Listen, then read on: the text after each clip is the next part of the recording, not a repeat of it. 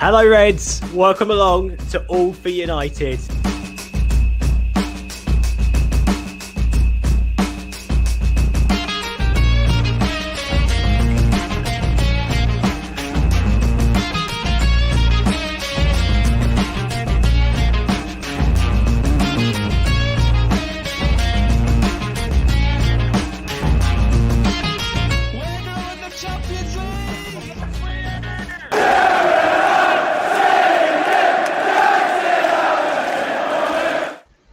Yes, guys, how's it going? Welcome back to All for United. This is a group of people waking up from a terrible, terrible game of football. I hope we're all okay. Everyone in the comments is doing well. I've got James, I've got Ben, I've got Callum, I've got Stu, and I've got Nat. Absolute legends on the panel with me. It's been a while since I've been on it. It's nice to be back. It's nice to be actually doing something. I've got my two hosts next to me on the same line. It's nice to have you. You know, how you doing, guys? How you doing? How's it going? How's your first week of hosting been, first of all? It's a lot nicer being a guest. I'll put that out there. It's definitely a lot less pressure. Pressure? There's no pressure. You can say whatever you want and get away with it. You know, just look at me, for example. James, I've literally got a whole show where I just say fuck all, and it's been allowed to run. Uncut is basically just say what you want and get away with it. Anyway, speaking of saying what you want and getting away with it, there was a fans forum on Friday, segue. Mr. Joel Glazer attended said fan forum. It was something that I wasn't overly excited about, but it was something that got my attention because it was like, well, he didn't have to go and attend that. I don't think he could have easily just read what was said during that meeting and gone, okay, yeah, we'll respond to this at some point. But he showed up, he listened. I'm sure he took some notes and certain stuff, and there were certain promises made. We'll get into that in a little bit. So comments, let me know what you're thinking in terms of him turning up in the first place. James, we'll go to you first. What does that tell you? The fact that he's even bothered to show up to that? Firstly, it suggests the protests have worked. That's the main thing I've taken out of it. They've at least sparked some sort of conversation. We're not obviously at the point we want to be with the protests. We've not achieved our goal, but at least we're seeing it's slowly chipping away. That's what we can say. And it's like for the first time it's no coincidence, is it? 16 years since they took over, and a couple of weeks after they start doing some proper protesting, they're suddenly on the board. So I think they're really starting to feel the effects now. I think that I wouldn't say they're scared of the fans, but they're definitely sort of saying, you know, if we carry on the way we are, we could be in for some real trouble here with these lots. So it's a massive positive. Like I said, we're not anywhere near where we want to be, but a step in the right direction is a positive regardless, isn't it? Yeah, and Benny, do you think they were sort of forced to? Because, like I said, they didn't have to, but do you actually think, no, actually, they did, because it was almost sort of putting out the fire almost? Or do you think that they could have gotten away with not turning up to that? I think they were forced, mate, definitely. They were forced into it, you know, with there was the Liverpool game getting abandoned. Had that Liverpool game not got abandoned, I just don't think they'd have paid attention. I think they just would have carried on, you know, the way it has been for the last 16 years. Because at the end of the day, it's going to start hitting them in the back pocket. You know, they've seen that fans are now trying to attack the sponsorships, and they've seen that a potential training shirt sponsor has got up in smoke because of the negativity around the club at the minute and because of the protesting. So he's had to do it, mate, because if he didn't, mate, he'll start financially hitting him in the back pocket, something that he doesn't want to, or the family don't want to lose out on their money that they're raping out this club in large sums. So he's had to do it, mate. He's had to come and say something. And let's be fair, man, he said very minimal. He stuck to minimal things. Apparently, it was only the questions that he was only prepared to answer the questions that he wanted to answer. You know what I mean? So he's probably had a look at all the said questions and said, I'm only answering this, this, and this, and that's it. So he's probably chickened out on quite a lot of the things that were asked. So, but I suppose, like James has said, though, I suppose it's a start. You know, whether he continues or keeps to his word that there'll be a continuous dialogue now, I suppose only time will tell. But yeah, we'll see, mate.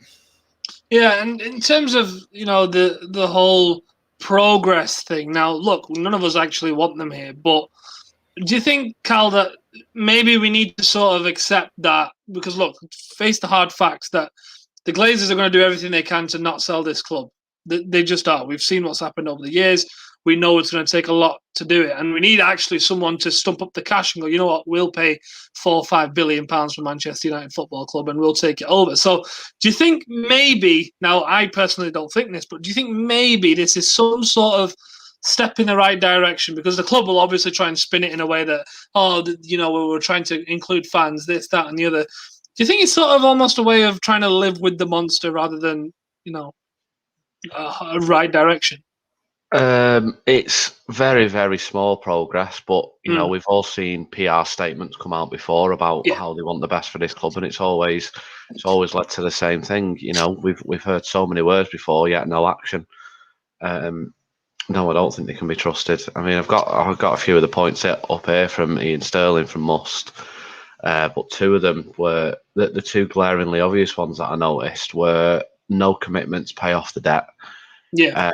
And they believe the dividends is right. Now, the amount of money that they've taken out of the club just to pay themselves over a certain period of time, another club would have, not particularly naming City or because many other clubs across the world will probably do it, but that amount of money that they've taken out, signs a player, it improves the stadium, it improves the academy.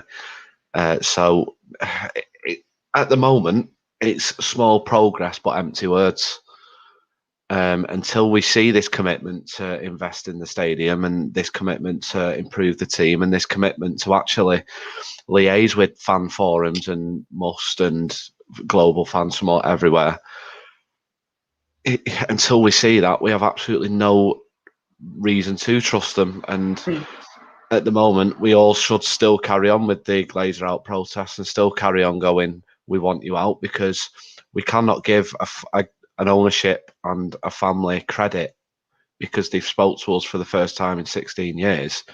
Like Simon Stone said, arguably many others wouldn't do this, so maybe credit where it's due. Well, you can't give someone credit for doing something they've been forced to do because of the horrendous ownership model that they've portrayed over the past 16 years. So you can't give credit for that just because we forced them to speak to us, because we've protested and we've called off the biggest game in English football. I was at those protests. I know you were too, Benny. Nat, you was as well. I mean, I wasn't one of the ones that got on the pitch, but I had no issue with people getting on the pitch because it caused chaos and it made the Glazers finally listen to us fans. And unfortunately, obviously a few bad things happened that day, but collectively and for a majority, it did work. So, like I say, it's very small progress, but at the minute it's empty words. And until we actually see some action, I remain slightly sceptical at the minute. And I don't blame him. I think every fan will agree with you on that because, as Fred said in the comments, they have to act because they can't hide behind the words. Now, we're saying that these are more empty words, but this is actually now written in writing that these things are going to happen. As you said, there is a list, and I've got it up ready, and I'll bring it in after we've spoken to Stuart and Nat, and we'll discuss those points. But Stu, how important do you think it is that they do act on it now, and what do you think will happen if they don't? Because now they've actually set themselves up for a sort of, if you don't follow up on it, well, you've got nowhere to hide. Well, I think the first thing that's glaringly obvious is they've made a statement without making a statement to say they're not selling the club. That's the first thing. Mm-hmm. It won't be sold now. It won't be sold in the next 3 to 5 years. So that's the first thing by attending the fans forum. Secondly, by addressing what they've addressed. They're putting the onus back onto us as fans, I'm afraid. They are telling us that we are doing everything that you've asked us to do if they go through with it. And somewhere along the line, we're going to have to find a harmonious relationship between ourselves and the owners if they do remain. But the key element is they're putting the onus back onto us. So you can continue protesting as much as we like. You're absolutely knocking against a cast iron wall, 10 miles thick. because it isn't going anywhere. So we now need to regroup.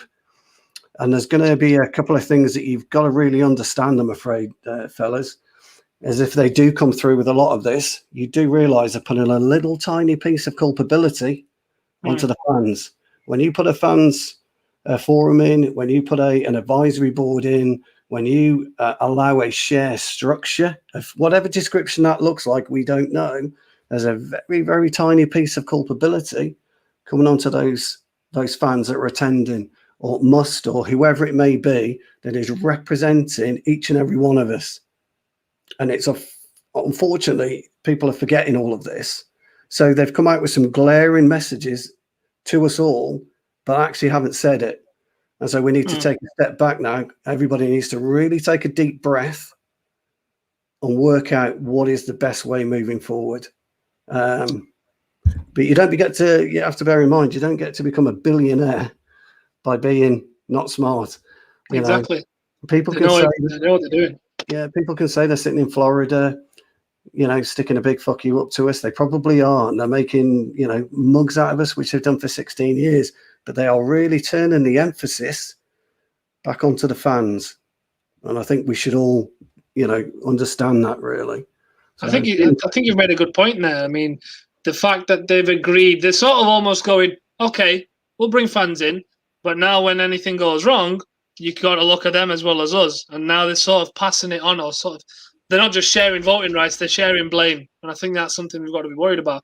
Now, Stu mentioned there might come a time that we need to form some kind of harmonious relationship. Now, I briefly mentioned that it might be a case of, trying to live with the monster and sort of tiptoe around it. But do you think that's even possible? Do you think it's possible for us to be okay with them and just carry on? And do you know if there's any examples of clubs that just go along with their owners even though they don't like them? Well, I won't say they go along, but and I'll probably get upset for me saying this, but like Newcastle, they've been trying to force out Mike Ashley.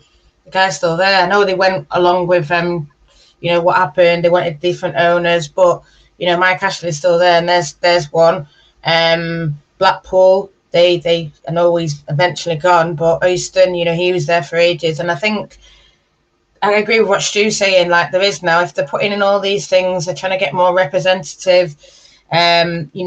Even with the women's team, they've sort of reached out to us as a fan group and held discussions, and that's something that I want to continue. So, there is onus, say, on the fans, to sort of say, we're here, we want to work together.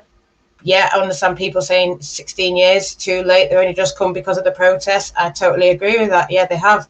But I think there's an emphasis now. When Stu says it, the thing that really stands out for me is the fact that they're going to sell shares, but they're going to sell it at the same voting right. They could have just easily gone, here's these B shares, and it means nothing. I think the fans need to be united now. Like, if say I buy a share and Benny buys a share and it's all done through us, we have to be together with that one. We can't be sort of like, well, I think A and you think B. Yes, we can think different things, but we've got to sort of be united in our voice and say, if the Glazers are going for something, we need to push. If we get all these shares, kind of thing, because I know people are going to put money in. I'd love to put money in.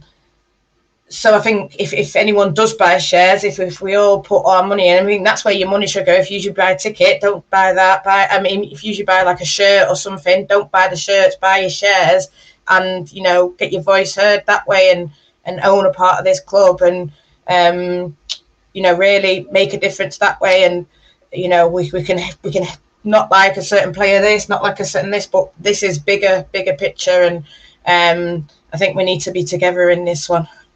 Yeah, 100%. And Maiba's right. No reason they will sell their most profitable business. First Sense, it's fine, but we've more than doubled the value since they've taken over, and we can't say that anymore because it's just not the case. They would have sold ages ago if that was the case. We'll get into the list now because, well, we should. Let me bring it up now. It was I can't remember who tweeted this, but whoever did, thank you for that. Sorry, James, your face has been cut off. There's a list of 10 things, the 10 main items on that. It was Rick from Moss, that Karthik. Was it? Okay, that's perfect. what I've got that up on my screen as well. Credit to him then. Cheers for that. So the first point then, club will agree to work with Must on fan share scheme. Shares will have equal voting rights to Glazer family shares. Says it could be the largest fan ownership group in world sport. Won't confirm if the volume is capped, but isn't limiting it right now. Initial thoughts on that then, James? What do we make from that? And it's just all whether it's empty words or not. You know, the fact that they're not capping it now suggests, you know, they could always start it and then cap it really low. You know, it's still in their hands. We know that they don't deep down have any intention to serve the fans well. We know that they're being forced into making these statements, but if they can get away with having the minimum and then capping it, then they're going to do it, aren't they? So like I said earlier, it's obviously a positive, but it's all going to tell in time. I think, you know, that I think in a couple of years we'll look back on that. Could be the biggest fan ownership in the world, and we'll be sort of laughing. It's like when Ed Woodward in his interview said we can do things in the transfer market only other teams can dream of. I do feel it'll be sort of like that, but I won't be completely pessimistic. It's a good sign. If they follow up on it, then fair enough. But yeah, I think there's a reason why it's number one as well. I think that's one of the most important things he said, if not the most important. That's what we're fighting for, isn't it? So the fact that has been brought up and the fact that has been mentioned, especially with how controlled the interview was, you know, he only answered questions that he wanted to answer. So the fact that we got an answer out of that is also a positive. So yeah, I'll be a bit optimistic about it. It sounds like good news, but I'll believe it when I see it. Yeah, Benny, the point about, you know, capping it and sort of limiting the number of shares and the amount of influence that fans will have is a little bit worrying. What extent do you think they'll allow it to? I don't know, mate. To be fair, I think they'll always want the majority. You know, they'll always want to have the largest chunk of control. So, it depends, really. They say they want it. What is the world's largest whatever, you know? Who has that at the minute? I don't know. You know what I mean?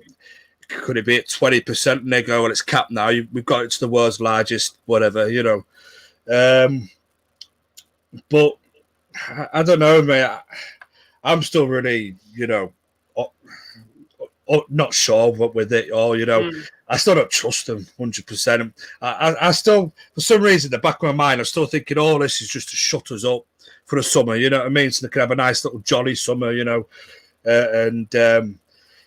You know, I don't know, mate. I'm agreeing with James, though. I'm trying to see the positive side of it. I'm trying to see, well, finally, we've got some sort of recognition there. We've got some sort of a say, like Natalie's saying, you know, we can have some, we can buy some shares. We can have a bit of a say, you know what I mean?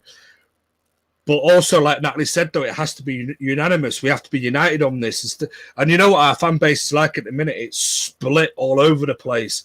Some people want this, some people want that, and nobody seems to be agreeing.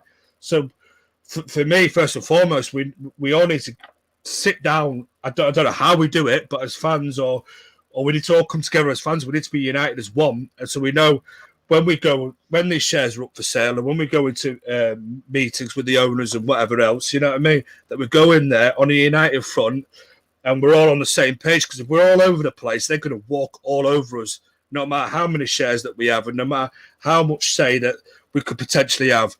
Because as Stu said, they're very smart business people. I mean, I call them the worst owners in world football because of how I was 16 years and not said an absolute word to us, and how they're raping this club full of billions of pounds, full of cash out, and use it as a cash cow. However, they're very smart. They know exactly what they're doing.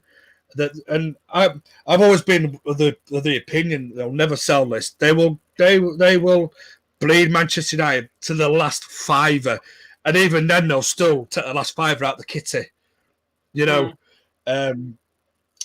But I hope I'm wrong. You know, I can see this as being a huge step forward, but I'm also very skeptical about it, because, like you said, though, where's the cap point? Because they're throwing that point in there. He's throwing that point in there. It's not going to be capped yet, but it will be. So where's that cap point going to be?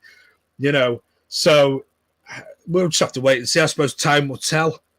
But yeah. I agree with Nat, but I'll just finish on this. I agree with Nat. We need to be united, though, on this. We can't be all over the place, because they will walk through us. No, you're right, and I think the cap thing is quite an important part of this, because you can say, yeah, we're going to have fans on the board. It could just be one guy just sat there and he goes, yeah, I don't think this is right, and they go, yeah, well, majority are all seen a bit. So that part's really important. And Callum, do you reckon?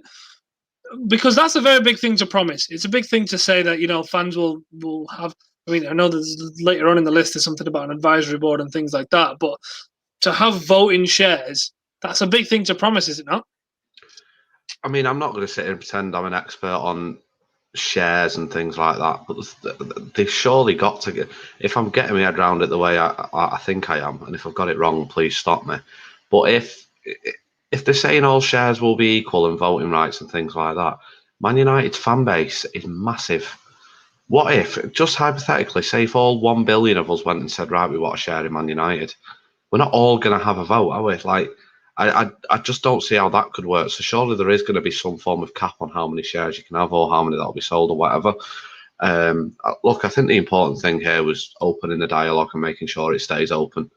If we can keep that, and Musk can keep on their tail and the fans can keep protesting against them, then hopefully we will see change. Like I say, I don't want it to be empty words. I want actual action to come into place. The pessimist in me doesn't think it will. I think, again, it'll be just empty words and just to keep the fans quiet, which is why we need to all come together and go, right, let's carry on giving them shit, because if we do, they'll eventually give in, and whether that means sell or get rid of the debt, which they haven't committed to doing, or, you know, there's a whole number of reasons that we need them to actually get together and sort of scrutinise the Glazers. But I don't really understand how that's going to work myself. I think we need more background and more information on that first point before we comment too much on it, or before I comment too much on it, because I'm not clued up enough on it, I don't think.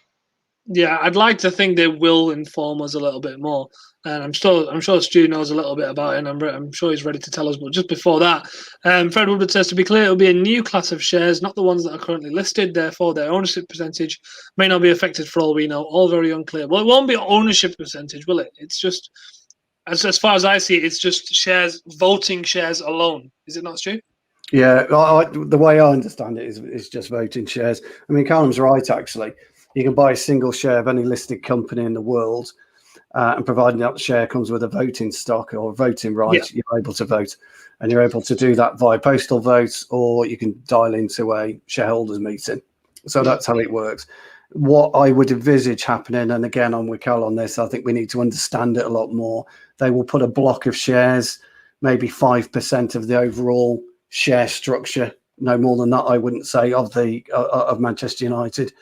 That will be given to Must or a holding company, whoever that holding company is, and then you will be invited to buy your share and whatever the cost it's going to be. I think you might be right there, Stu. But and that's as much as I can see it working. What that will give us as a fan base, I'm a bit like Cal, really. I think it's going to be very, very little. I don't think we're going to have much say in anything big and anything large. And who do we trust to represent us? Because that's the other key issue. So that's how I think it'll work. I could be completely wrong, Karthik, but that was how I would see it. Yeah, it's a good thing you mentioned who do we trust to represent us, because I might sound a bit controversial saying this, and I might sound like I'm trying to, upset the apple cart by saying this, but can we trust Must? That's the question I want to ask. Now, I'm going to ask you this because I'm not saying I don't trust them, because I do. They represent us very well. They do things the right way. But there's some things that I look at and I go, you're not consistent on that. And I feel like sometimes they're looking out to be their own thing and trying to work on their own credit. But what do you think on that? Who do you really trust to represent us on a voting share level? I do trust Must. I think they had a large percentage of the trust. They were shareholders united and then changed to Must. They're open, willing to listen to all fans. They do regular surveys. I mean, you can become a member of Must and you don't have to pay anything. You can still be part of the survey. There is then a £15 full membership. And then I'm part of, I have a £5 membership because it's sort of match going kind of membership. So that's what I signed up, and I think it's £5 a year or £5 a month or something, but it's minimal. I think it's actually £15 a year or £5. I don't even. You have to go and have a look at that one, guys. But in terms of what I know in the shares, it's going to be through MUFC. So yes, MUFC will sort of. I don't know if you'll still get a vote. Everyone will get a vote. So it won't be like 1 billion fans all have one vote. It'll be more, I think, like what Stu said. We'll vote to MUFC, I would imagine. You'll vote to MUFC, and then MUFC will take it forward. Yeah. What I will say is they are part of a lot. They are pushing a lot. I know, obviously, with the one where they were sort of, I wouldn't say they were the leaders in the protest, but they were, handing out them 50+ ones that more so than anyone. All the green and gold that we saw in, Glazers Go and all those kind of things, that they were behind that. So I understand people who sort of say, oh, I don't trust MUFC and they don't speak for me, but what they do, the way they're trying to get more people in, like they've reached out to me and the women's side and trying to help us. They try and help everyone.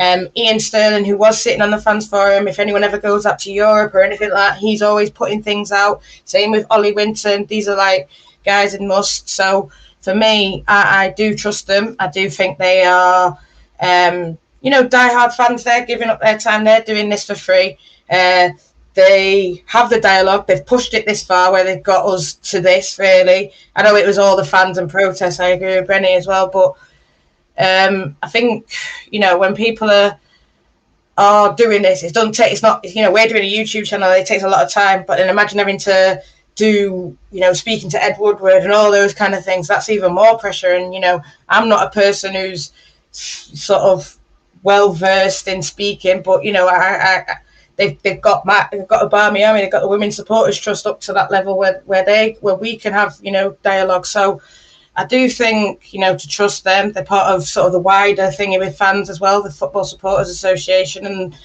every supporters trust is part of that. So I think I understand the reasons, but I think we need to, like I said before, be one. So if we're buying shares, we need to vote to most. Listen to what they say. I mean, it's all yet to come out how they're going to do it. I hope they don't cap it at 5%. I think they could. Well, that's probably why they're waiting to see how much people buy, and then when it gets to a certain point, they might think, "Oh shit, close it." But I think we're all talking about we're not going to put our money in. We're not going to buy shirts. So I think instead of that money that you usually buy your shirts with, go and buy shares with it. It's so important, in my opinion, that fans have a say. Yeah, we might not agree with them and everything, but they've taken time. I see it. I know there was like fallouts with fan cams and all this kind of thing, and I know there was that, but they've taken time to just say, listen, we're all one. Whether you do this or you do that, we're all one. We need to be together as one more now. And I'm seeing them push for that, and I'm seeing, like I said, they reached out to the women's fans and saying that there's, they've helped us. So I will speak positively of them, but I see it from both sides, but I just think we need to be one more now, more than ever. And, that's what I think they're counting on, because they see how fractious sometimes it can be. Yeah. And I think they're counting on us to be, like you say, it's the onus is on the fans now. Can you get together? Can you work together? And it's on us to show that we can, rather than, oh, this one, that one, I hate this. I don't care. It's about being one, united. It's our club, and we need to get it back. And hopefully this way will be this first step. I think you've hit the nail on the head there, because in terms of if they do get to that position and the shares are given to them and, they're the ones who represent us, we've got to back them 100%. Whatever you think of them, you've just got to go, right, this is the betterment for our club. We've just got to get behind them, because, as you say, no fan representation is ever going to be perfect. It's not going to always encapsulate what everyone thinks. There's always going to be some members of the fans that go, actually, no, I don't agree with this. But for the most part, they do act in our best interest, so we've got to support that. So let's move on to the next part of the list. So we've spoken about this already, but I'll read it out anyway. Fan advisory board to be set up with elected fan reps and fan groups on it. In this case, we probably must. All fundamental issues to be consulted on, including joining and leaving competitions, leaving Old Trafford, etc. That's to be expected. Third point was fans forum to be expanded and more representative of fan base. And That's a good one. I think that should have happened anyway. So I don't think that's too much of an ask from them, and I don't think they're bothered. This is where it gets kind of interesting. So we'll take the next 2 points in one. Glazer family agreed to pay all costs and fines associated to the ESL, including any Premier League fines. You better fucking had to. And also commits to major investment in the stadium and also training facilities. Now, I think that's an important one to discuss. More so the second one, because I think the first one was to be expected anyway.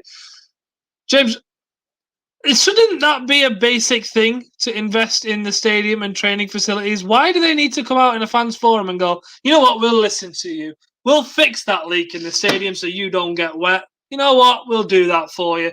And are they expecting to look like the good guys out of this? I don't get it. Am I the only one who thinks, well, yeah, obviously. Yeah, they're presenting it like they're doing us a favour, aren't they? In a sense, Yeah. It's like, yeah, we'll keep a roof over your head. We'll keep maintaining this building that we own, make it habitable.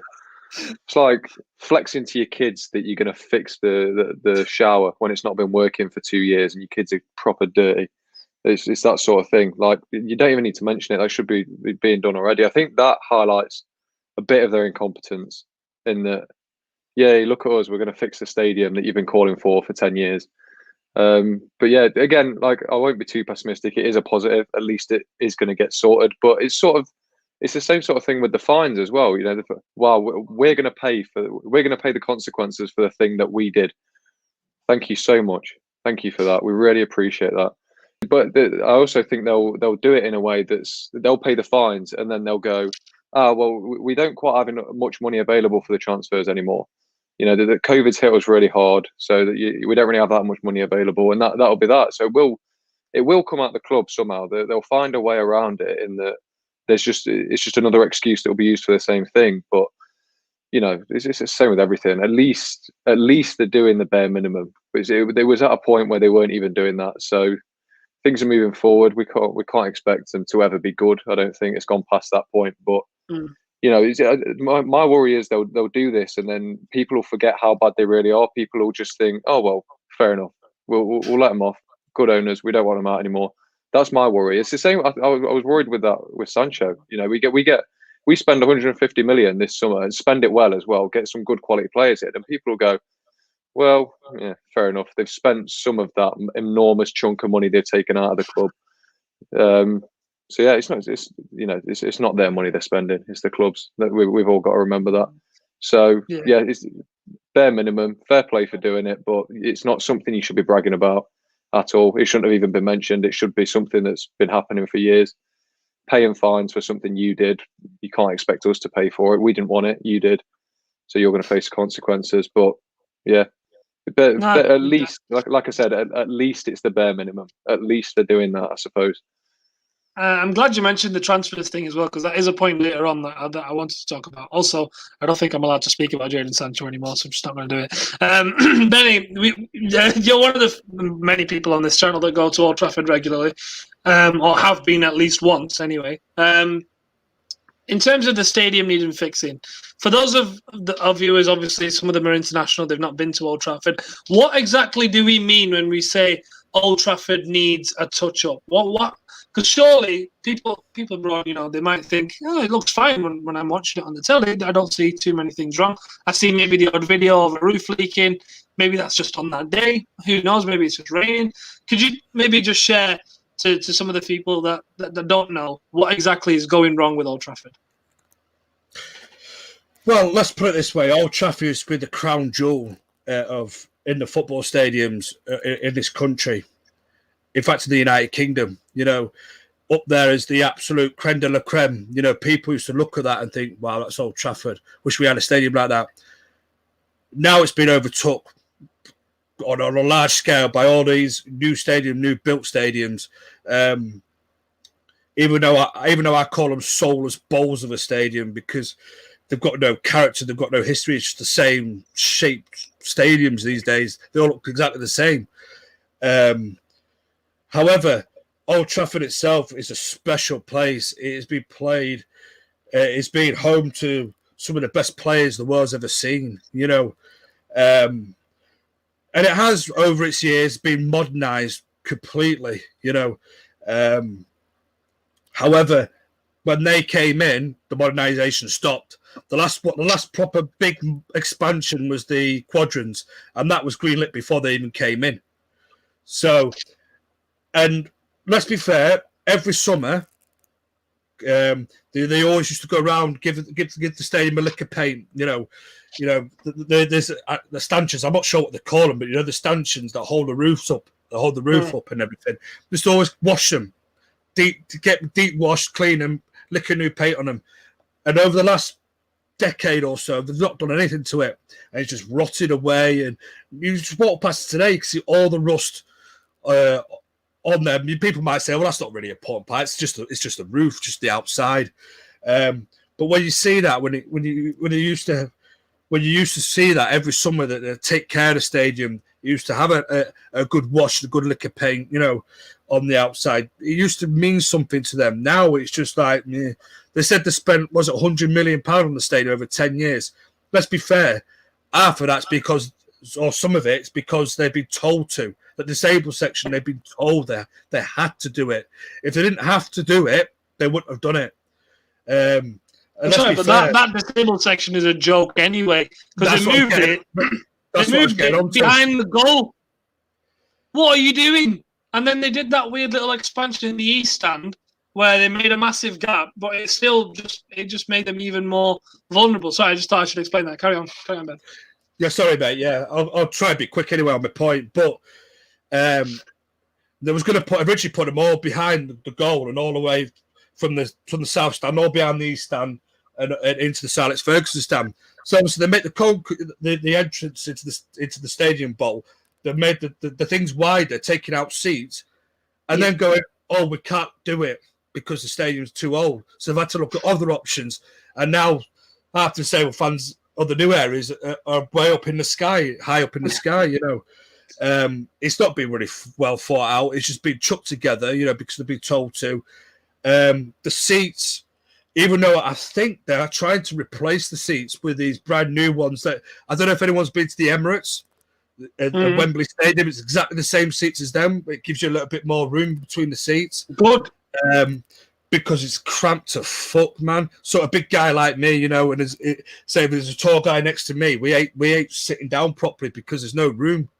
But I could put up with the cramped seats. Don't get me wrong. Yeah. The fact that we let our stadium rot and they've done nothing to it. There's been no expansion since they came in. They've done a little bit of work to the concourses, not a great deal. They could have done far better and far more to them. They've upgraded a few bits in the exec lounges. But I take the one point I will finish on is I saw a tweet from somebody that went on the stadium tour just recently, and half it's taped, it's taped shut, and you go to some of the exec lounges, they look worn and they look musty and they look outdated. Do you know what I mean?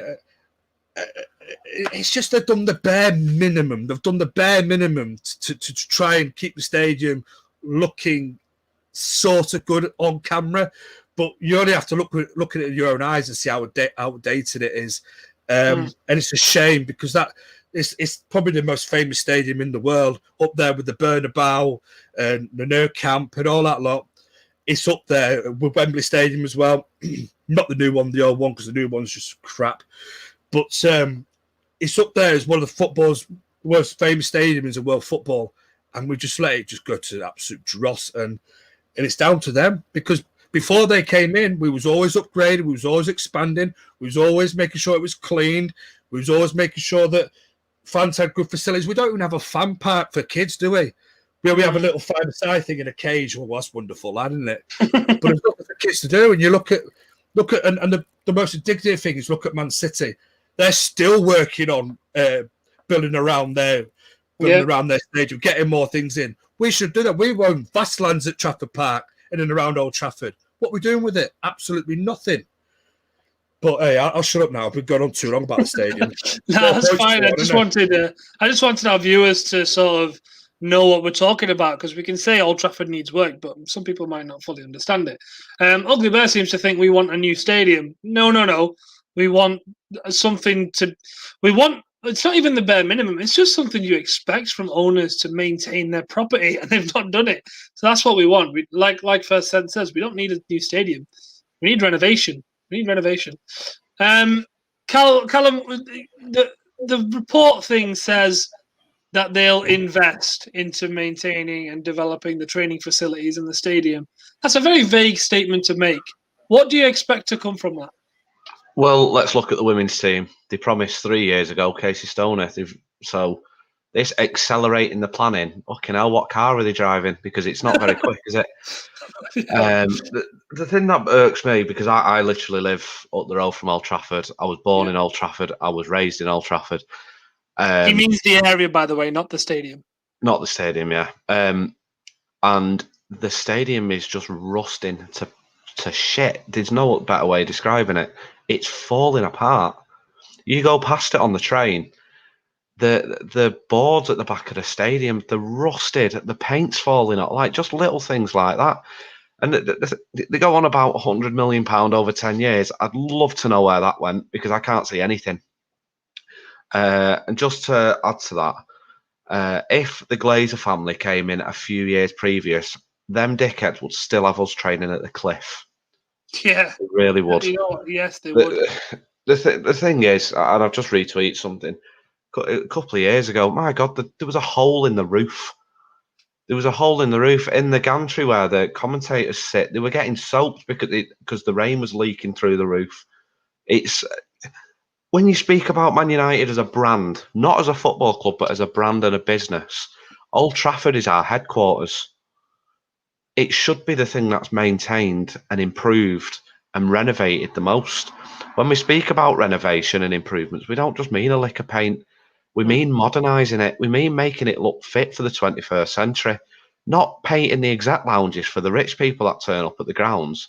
Not moving disabled fans to the very bottom of the stadium, which, as you all know, because you've probably all been to Old Trafford, if you've ever sat on the first row at Old Trafford, it's so low you can barely see the pitch from the first row. You can probably see the first 10 yards of one side. But if you're sat on the left of the stadium and the right, you can't see the right wing of the pitch. You can't see. And then add on top of that, putting a disabled person who's more likely in a wheelchair and right by the goal, I may add, your most vulnerable fans by the goal. And by the away fans. And by the away fans, where when Liverpool have been and Leeds and City, they've not been, the kindest. They've been throwing bottles and spitting and things like that. And our owners thought, I know what we should do. We should put them by the away fans on the lowest section of the stadium. It's just pathetic. It's awful. And as Benny knows, like he's gone through then, the stadium is falling apart. There's nothing good about it anymore. That stadium was the catalyst 25 years ago of what English football should have been if you had what you wanted your stadium to be. You wanted it to be like Old Trafford. Now you look at Spurs Stadium and City Stadium. Real Madrid are in however much debt. They're renovating the Bernabeu. So there's only one reason why it's not being renovated and improved on and invested in. It's because of who the owners are. And when they say, I've got the quote here, we will now accelerate the process of planning much more significant investment. So how long has the planning been going on for? Because again, if we didn't protest, where would that have gone? Would they have been planning for another 5 years? It's a shambles. It's a disgrace. There's no other way to describe it. It's falling apart, the stadium, and we've let it happen. And this idea of giving him credit and stuff and apologising for being silent, you've had 16 years to apologise. You've had 16 years to invest. It's not good enough. So yeah, this Must Fan Forum and speaking to them, it's a small step in the right direction. But it's the off-season now. If that planning was in place, why wasn't it in place so it could be started in May? Why are we still talking about planning? If that planning was meant so much, why didn't they do it? Why didn't they do it 6 months ago? Why haven't they started doing any works in Old Trafford now, whilst nobody's going to the games? Why haven't they done it in the last 10 months when nobody's been in the stadium? Excuses. They've had the opportunity to fix it. And now I'm hoping that if we keep going, they'll eventually go for it and actually do what they're saying. But I have absolutely no faith in it. No, I don't blame you either, because it's one of them where you just look at it and you think, yeah, you could have done it. And when you put it like that, to be fair, I've just thought about it. Then there's been no fans for over a year. You could have done something in that time. It would have been easy for you to do. It's like Danny said though. They did every single summer. They deep cleaned the top of the stadium. They went round and made sure it was presentable. Yeah, they might not have, put brand new boards on and windows and things like that, but they made it very presentable.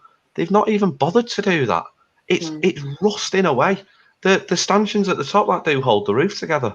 The paint fell off. You can see the rust from down the road. The backboards of the stadium as you go in through the turnstiles, they creak and you can hear it. It's almost bordering on unsafe sometimes when you feel like you're going in there. And I hate to say it, but if one day that did happen and something awful happened, the Glazers would be they'd for every single penny they have. And do you know what? It wouldn't be the Glazers, because I'm telling you, that's when they'd sell. If something awful happened in the ground, that's when they'd sell, because they'd straight away go, not our responsibility. And Man United have to pay it all. It passes health and safety every year. I don't know how. As long as it gets the H and safety certificate. Yeah, but health and safety in this country is a fucking joke, isn't it? I know. But unfortunately, that's what it is. I've seen, for example, in my workplace, right, we pass health and safety, but I don't know how, because our door at work is here, and as soon as you step in, all my electrics are in there, and then you have to go into the back office. Yeah. So if there's an electrical fire, how the hell am I supposed to get out of the shop? Yeah, as long as you got that certificate. Unfortunately, that is the brutal truth of it. Exactly, it's a joke. It's just one of those. I'm afraid it's a tick box exercise. Well, we mentioned the stadium, and that's what. By the way, another pathetic thing about the stadium is that day. I think I was at the game that day. The lights went out outside. The lettering was just off, and we were like, "What? Why is there no lettering?" And we were just like, "Well, no, someone's forgotten to pay the bills." Right. So we've spoken about the stadium. There's also something in there about the training facilities. Now, I'm going to speak to Nat as well, obviously, because she'll know better than anyone. But with the women's issues, with obviously them, I mean, some of that stuff was horrible to even read about. And I was like, you know what? Manchester United's women's team should not be using portable toilets. I'm sorry. That's not a thing. It's disgusting. How important is that side of it as well? Sorry if my internet dropped. Well, look, our club spent millions and millions designing and building Carrington to be at the pinnacle of training complexes when it was opened. And as Benny and Cal have quite rightly said, as the years have gone past, it's never been developed upon, and it's just remained stale.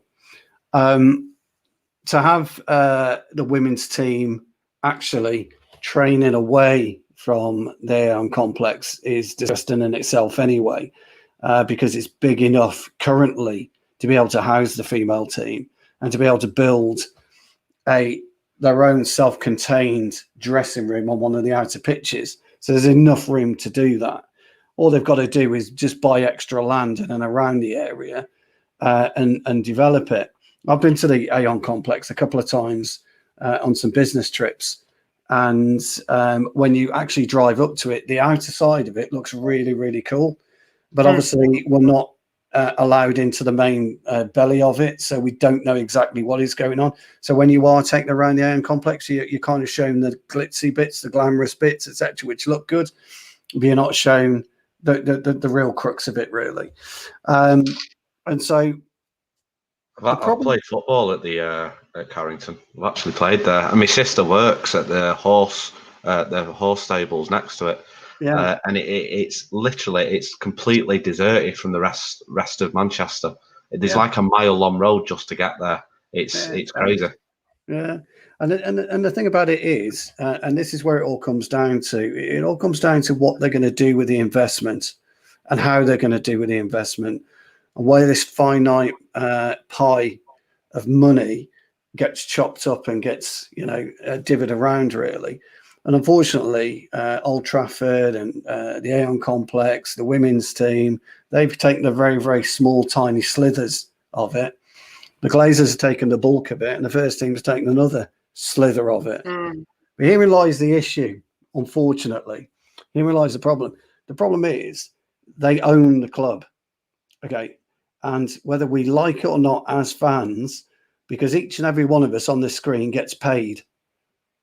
Every single one of us gets paid. We all go to work and we all get paid, apart from James, obviously, because he's at uni. No, I know you get paid doing your job at the paper, but ultimately you take a pay packet home, and everybody takes a pay packet home. And unfortunately, whether we like it or not, they're entitled to a pay packet.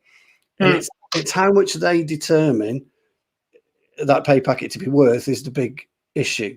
Now, if they would reduce that pay packet that they're getting for the dividends and push it around a bit more, or when they refinance, I know you're going to come on to this a little bit later, Karthik, but when they refinance the borrowing, the debt, that's really to do with cash flow, to keep cash flow in the club. That's the idea of refinancing your debt. And when they refinance it, take a little bit extra on. I know Cal won't appreciate this, but take a little bit extra on, but utilize it right. And I'll leave you with this thought. Some of the biggest global brands, your Apples, your Microsoft. All right. Stop flexing. Whatever. Okay. They take on debt to keep their cash flow live. They take on debt and they refinance it because it's cheaper to do it that way. Okay. And unfortunately, I'm probably talking too early about the debt side of it, but if we were to do that a bit more and keep refinancing it, we would free up more cash to renovate Old Trafford, to renovate Aon, and to get the players in. But will they? The question. I don't know. Nat, I'll go to you for this because there's no better person for me to ask. Thoughts on the whole women's team issue with the training facilities, I can't call it anything but abuse and mistreatment of that team, because that's what it is. Thoughts on that, and how important is it for this club to just get its act together? Because that's the footballing side, that's the basic human side of it. Never mind signings and renovating a stadium. That's the basic human aspect. How important is that? Yeah, it's so important. And, obviously when we all read it, I did a show on here, went live straight away when Casey resigned. I'd heard little whispers that things were bad, but, obviously when it all came out, I think it was a massive shock to everyone. And like what Stuart said, and Callum, in 2018, they were told, you're going to have the cliff, but if you actually look at the cliff, it's falling apart. And like what Callum says, if they come in a couple of years before, they would have kept them at the cliff. But the cliff, the building is not for use or something. I can't remember. They've writ off that building, and the girls were sent there because they were at Lee, and then there was issues with the pitch, frozen pitches. So I think, well, have you got any ground people there when they were at Lee? Probably not. So they had frozen pitches, and then they were sent to the cliff. The cliff, they soon realised, isn't up to scratch. And then sent to Carrington, and then sort of, there's issues around COVID and why they couldn't do this, but I think that's sort of, they're using that to mask the reason, because, they said 3 years ago, we're going to have our own training base, and, we're sitting here waiting, and now they're suddenly like, oh, well, no, the plan is this now, and this and that, and we're going to put short and medium term, and there's a big package waiting next year. So I think they are going to be at Carrington next year, the girls, which is a good. But for me, it shouldn't take your manager resigning, all this coming out, people going on strikes for this to happen. Casey's probably resigned, and it's probably going to be to the betterment, hopefully. But I don't want it to be in vain. Her having to leave with what she's gone, with what's happened. For this to sort of say, and I know she was a bit upset, just like us, because she had a good relationship in a way, apparently, with Ed Woodward, and she was upset that she wasn't told about, the Super League and all this, because they were just going to drag the women's team along. They weren't thinking, the betterment of women's football, and that's why I've always said on these shows, on Twitter and everything, why have we got a women's team just for this? They cancelled the women's team all them years ago. And then they brought it back, big shiny lights, we're going to do this, we're going to do that. And then the reality is they're not doing anything. The reality, they were just pressured into it, sort of like this fanfare, and they're pressured into supporting women's football, and they don't want to. And potentially, they don't want to do everything that they have to, that they've promised, because otherwise they would have already done it. They would have done it 10 years ago. They would have come in and done all these great things for fans. So obviously, it's all the pressure through fans, through sponsors, through that. And I'm saying, let's not sort of go, oh yeah, well done, mate. You've done, done what you should be doing. It's a case of it's a step forward, but we've got to keep that pressure on and keep, for me, not putting, not buying your shirts, not doing things like that. I know it's hard. I know it's, I love, we'll see it. We'll see Sancho. We'll get excited. Of course, we're fans, but it's about not letting them off the hook. And when people sort of go, oh, this player, just think, when I'm reading now stuff about the first team haven't got a pool and stuff like that. So it's like, it's like they just don't care about any of the teams, really. The first team ain't got a pool, ladies ain't got toilets. I think there's something about, we're talking about the Cliff probably not even being up to scratch, but they sent the 18s there and stuff like that. So it's like, the Joel sort of said, oh, we support this team and all this, but the reality and the actions, and for me now it's, let's see what you do up until the season. Let's see what you do. Let's see how much money. Yeah, you can look at transfers, but let's see, like, if they put any money into Old Trafford before the season starts, if they put any money into Carrington before the season starts.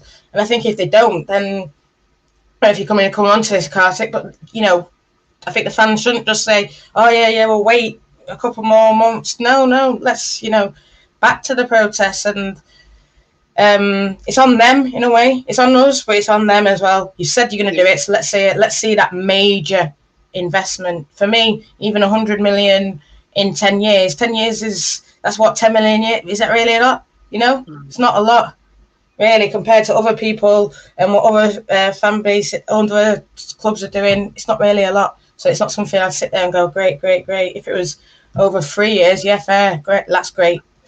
Let's not sort of make it out to be something it's not. No, fair play. And I think that's important to discuss as well, because obviously when we say invest in Manchester United, it's not just the men's team, it's the women's team as well. Right, quickly, let's go with the final few points then. Full cooperation in fan-led review, senior execs leading and will support most to engage fans on it. We sort of touched on that already. Commitment to ongoing engagement with fans and apologises for getting it wrong by 16 years of silence. Get to fuck. I don't believe that by any means. You've been forced into it. The final points we did discuss. Won't commit to paying off debt. Thinks dividend payments are fair. Or did we really expect anything different?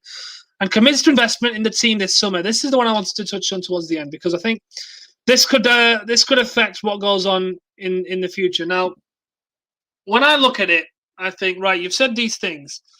In my eyes, I give you until the start of the season, not to do it, because it might not be possible to do it by then, but to show commitment to doing it. Put the money aside, make some payments, whatever you need to do, show commitment to doing these things. If not, it's back to square one, guys. We've got to go back and protest again. We've got to go and put the boot on the neck again and start all over again, because if they don't show us a commitment till the start of the season, we'll go get games called off again. We'll do that again, no problem. And we've got fans in stadiums by then, possibly at full capacity, so we'll have an even bigger voice to be heard. However, what worries me, James, is that we'll get these signings, we'll sign a Jadon Sancho, they'll parade him in front of everyone, we'll get maybe a centre-back, we'll get maybe a holding mid, maybe we'll even get a backup striker plus Kieran Trippier. We'll do all this, and they'll go, there you go, we did what you asked for, we've given you all this fancy, here's your new toy, go play with it and be quiet. Do you think, because I think it will happen, some of the fans will see this and go, can I really say anything now? Or do we have to go, no, keep going? Yeah, I think especially with the new age of fans, I think in 2010 when we were protesting after we won the Champions League, people got it then. But I think now, we're that desperate for success as a fan group, especially the younger fans who haven't seen success. I think if we have a good window and, God help us, we win the league next season, no one's going to care anymore. Yes, we are, by the way. Yeah, well, yeah, I know you're optimistic, but I think it will just get swept under the rug if we have a really good season next year, having signed these players that we want. Jadon Sancho, they probably have never heard. They don't even know what a Jadon Sancho is. They just know this is the best possible PR move they could possibly make right now. Why do you think we're hearing so much about him so early in the window? United aren't this organised. United haven't already. They wouldn't usually have started discussing terms already. We're not even in the transfer window yet. They know that if they work their asses off to get this Sancho deal done, there will be a portion of the fans that will be like, oh, yeah, fair enough. They've given us what we asked for, because you know, there's a group of fans that think football is solely played on the pitch. There's nothing wider to this club than what happens on the pitch, and so if we're doing well on the pitch, they'll be happy. But having seen what's happened this summer, I have every faith in the majority of fans to still carry on if these aren't delivered. You know, I'll say if these aren't delivered, because they could by all means deliver on these things, whether we think they will or not. It's a possibility.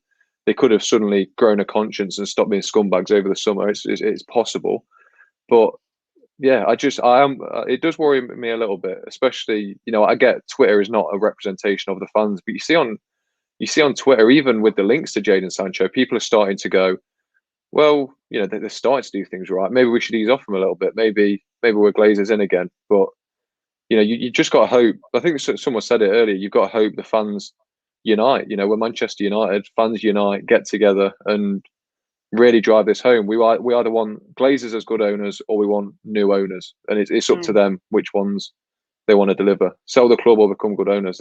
That's what United fans will continue protesting until we've got. Ben, do you think that's a similar stance that you're taking with it? Because, you know, there are fans out there who see football as transfers, and if they get a decent transfer window, they'll go, yeah, fair play. Are you worried about that? A little bit, mate. But on the transfer thing, my worry is they'll have one great summer, and then the next 3 or 4 windows, Oddie gets the bare minimum again.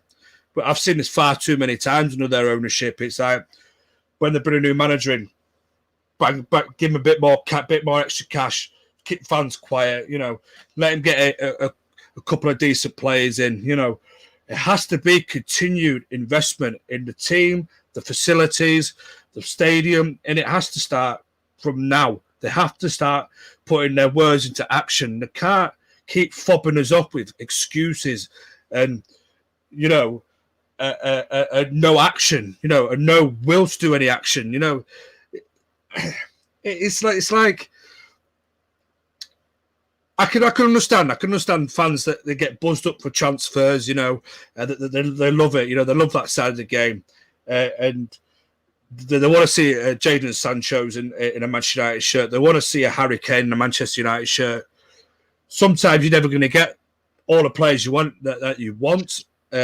Sometimes you'll lose them out to different football clubs that may be able to afford a little bit more than what we can give. But we need to make sure we're doing this over and over again, you know, season after season. Give Ollie the money. Give Ollie his first and second choice. I've been banging on about this the last God knows how many shows. Give Ollie either number 1 or number 2 on his list. Don't give him 4, 5, 6, 25th on his list. Give him the players that he wants, and give the player, whoever the new women's manager is that comes in, give her the players that, or him or her, whoever it may be, give them the players that once that manager comes in, she gets cracking straight down to work. You know, they've got the players there. They've got a good ability of players, a good chunk of players there that will get us challenging for Champions League football. Don't be waiting. Don't be like, you know, I know where you're coming from, Carf, with this Jadon Sancho. You know, there seemed to be all of a sudden all this big fuss about him. There was a big fuss summer before. Did nothing about it. You know, it's all right having a big fuss, but we need to make sure we put this fuss to bed and we just get things done quickly. Other clubs are putting us to shame, signing players already, getting deals done. You know, honestly, I know the transfer window's not open yet, but they're still getting a gentleman's agreement done and getting deals done behind the scenes where we're still flapping our gums over Jadon Sancho. If we wanted him done, we'd have gone to Dortmund. We'd have had a gentleman's agreement. It's done. Terms have already been agreed. Possibly a medical already been done. And so as soon as the window opens up, day one, bang, he's there. He's done. Paraded. In front, well, obviously of the Euros, he won't be paraded, but they can put a graphic up on their social media, on the website. Jadon Sancho is United. You know, welcome back to Manchester and all that lot. You know. But I reckon we'll probably do Lally, haggle again, like we usually do. It's just about, for me, putting your words into action now, because I'm sick and tired of this constant, we'll do this, or we're going to do that. And we're making ourselves look for, we're Manchester United, the most famous football club in the world. And the way it's been run over the last 16 years, it's like we're a laughing stock. We're an absolute laughing. No one seems to take us seriously anymore. You know what I mean? We're the most famous football club in the world. Our facilities should be top notch. Our stadium should be top notch. Our players that are coming into the club should be top notch. Either your first, second, and even maybe third choice, because sometimes you get some really decent players, you know, but not your 25th choice. We shouldn't have people like Casey Stoney walking out of the football club because the facilities ain't right, the treatment of players ain't right. They're having to constantly battle for things and ask for things. Shouldn't be done. Should be asked. Even if you just ask once, it should be just a once and once only, and things are done.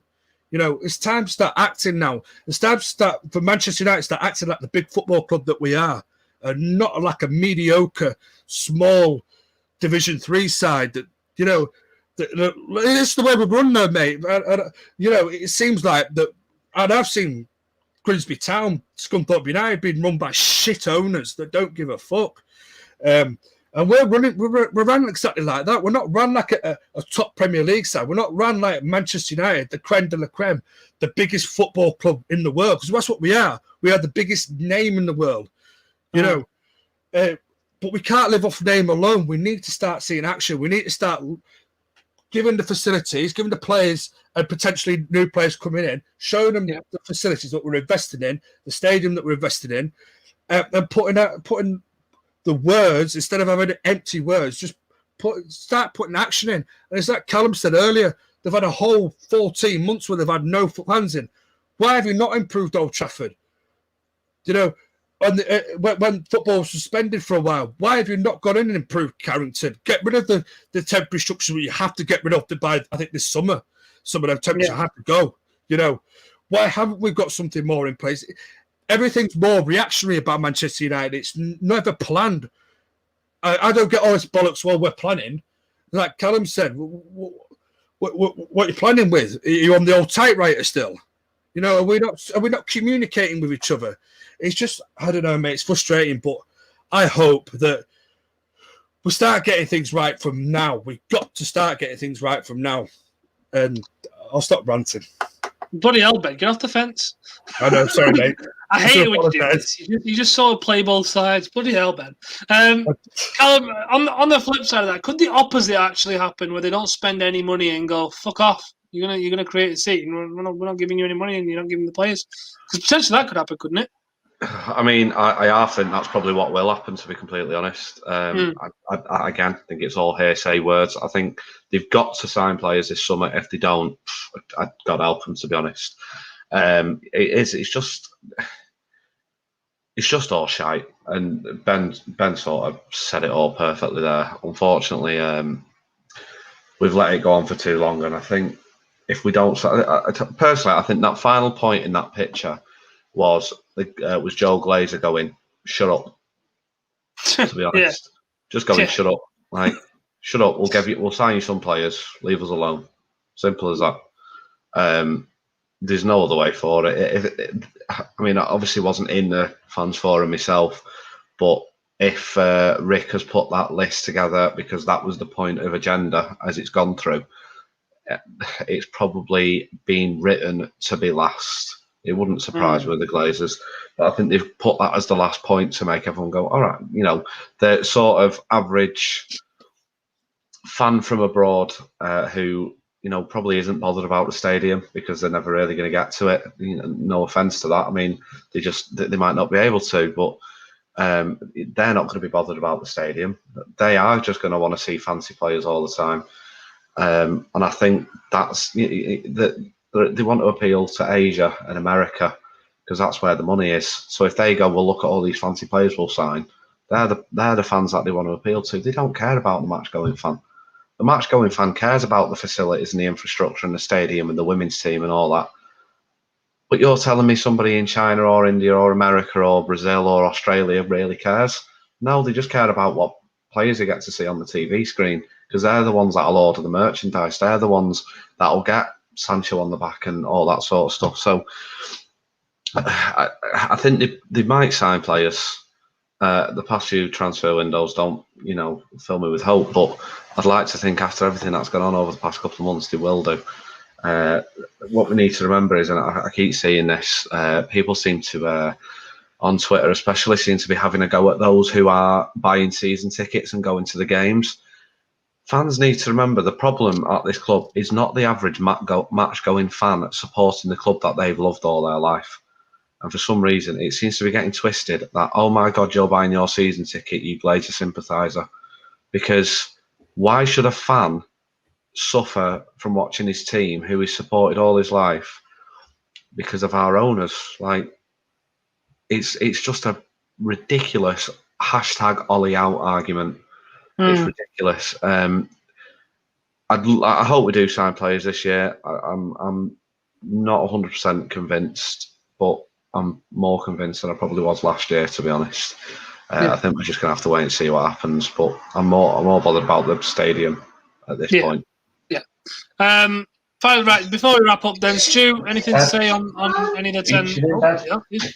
Someone's in bed. Right, anyway. Stu, anything to add before we wrap up? And then I'll go to Nat, obviously.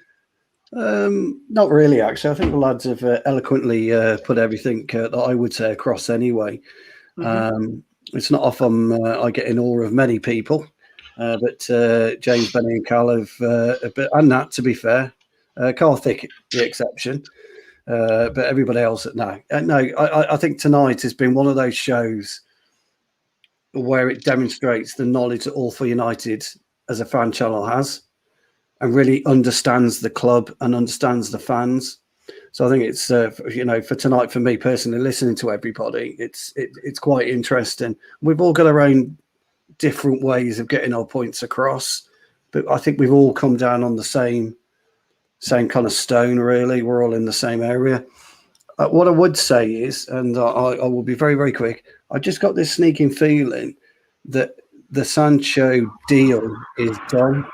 It's all kind of put to bed, and it'll be done after the Euros. It'll be launched and given after the. I think that's kind of done. I do think they've had their arms twisted, but I kind of think Ollie is probably a tad more ruthless than we all probably think, and he's probably gone to the board and said, if you don't sign these and these, then I'm gone. And I think Joel Glazer in particular realises the need to keep Ollie around. And I think if he was to walk like Stoney, Jesus. Yeah, I think if Ollie did what Casey Stoney did, Jesus, there would be, like, with respect to the women's team, unfortunately, it isn't as popular as the men's, as we know. It's newer. That's all it is. It's newer. And and I think it's made a bit of a dent in what it was supposed to happen. But if the equivalent happened with Solskjaer, bloody hell, I don't know what that. And if he came out and said you are the reason, yes, exactly, it would be uproar.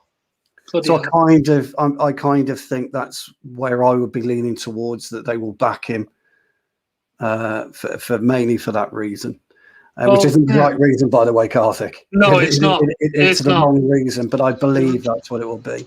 But I just wanted to let you all know my feelings on tonight, because I always think things like these are a very difficult subject for a panel to discuss, because everybody's got their own view.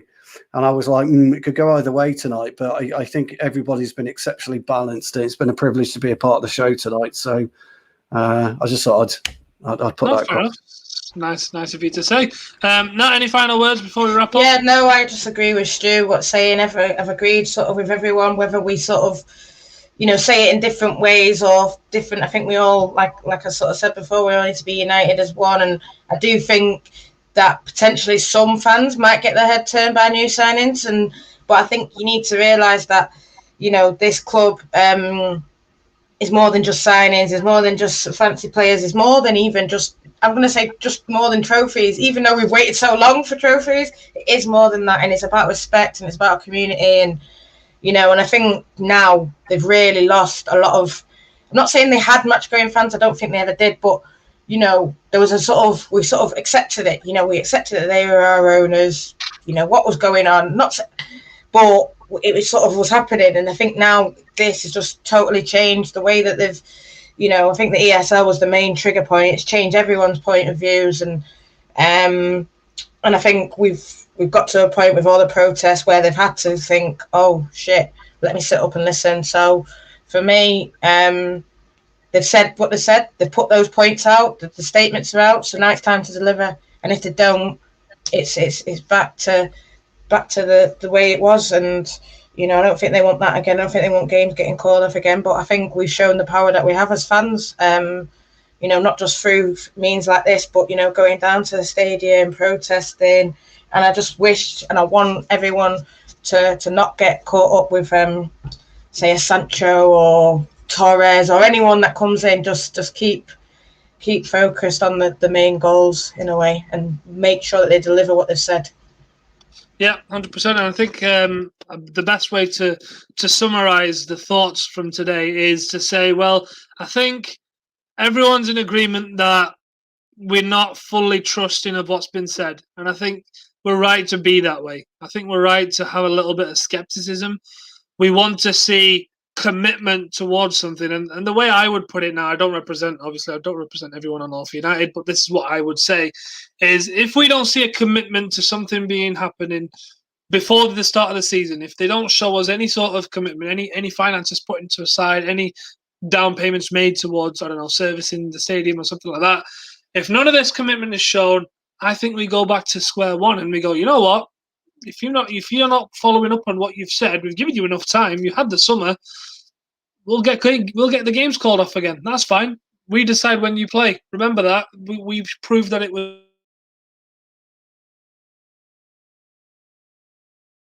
Carthy, your internet is shite. He's still dialing it up, isn't he? He's on the old NTL world still, isn't he? Come on, James, you're going to have to wrap up, pal. Oh, no, I'm here. I'm back.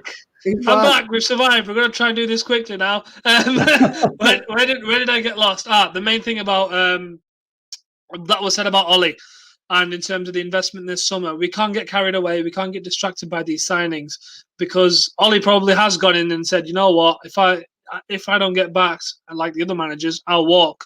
And if I walk, boy, are you lads in trouble, because they will be. So I'd say keep focused on the bigger picture. Make sure you keep protesting. Support must, because we have to now. If they're the ones that are representing us, we have to support them. So get behind them. Get behind this. Keep the pressure on the Glazers. Make sure you remember what they've said, because if they turn around and go, oh, we never said that. This is what you said. And this is what you haven't done. So remember that. Comments, thank you for getting involved in the discussion. We've had loads of discussions at the stadium, things like that. Thanks for getting involved. Everyone's got an opinion, but in the end, we all love United. We all on the same side. Make sure to like the video. Make sure to comment what you thought below as well. If you've only just tuned in and haven't watched it, rewatch it as well. Carthig does not buy his internet from the Glazers. He buys it from a very terrible internet provider who we'll call CT for now. Make sure to subscribe if you haven't already. I don't know what we're on at the minute, but let's just keep going. Support the new host, because I'm barely on here anymore, so those two will be here. So make sure to support them. Make sure to support everyone on the channel. And I need to say something stupid before I go. So let's say if Jack Grealish starts every game at the Euros, England are going to win it. How about that? That would be funny to see. And Jadon Sancho signing next week. I'm joking. I got in too much trouble for that. Anyway, until next time, I'll see you all in a bit. Cheers, guys.